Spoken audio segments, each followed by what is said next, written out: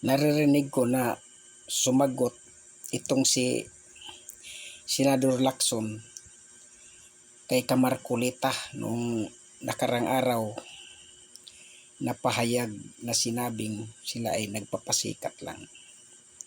Kasi yun nga nabalitaan na bubuo din sila ng independent body para mag-imbestiga sa mga katiwalaan sa gobyerno. Ay balita ko, ito daw si BBM ay magpatawag ng independent body para mag-imbestiga sa flood control. Siguro kasama na sila dyan si Lacson Tito Sotto, yung mga kinakampanya niya noong nakarang eleksyon nga nanalo.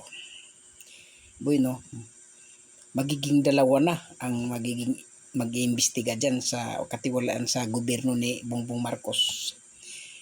Tingnan natin kung sino ang magaling sa kanila mag-imbestiga. Ang Blue Ribbon Committee ba ni Camarcolita o ang kanilang binubuong independent body?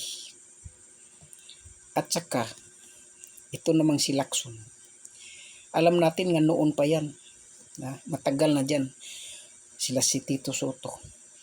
Puro lang yan din si Lacson, privilege speech pero walang napatunayan yan, walang naipakulong, walang naimbestigahan, puro lang ganun yan. Tapos ngayon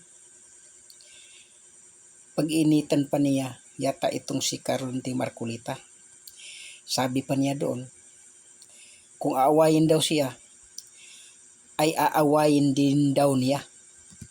So ibig sabihin gaganti siya kung awayin siya ni Caron T. Marcolita. Ano yung Lacson? Nag-isip bata ka na bas? Pabalik-balik mo dyan sa Senado? Ba't mo naman naisip yun? Sa halip na gumawa kayo ng mabuti para malinawan ang taong bayan, isipin mo, mag-aawayan lang kayo dyan sa Senado. Binoto pa kayo ng taong bayan kung ganun lang naman. Di ba?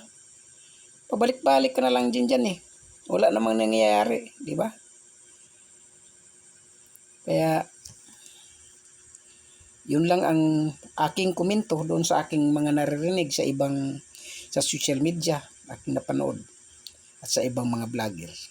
Maraming salamat sa inyong panonood.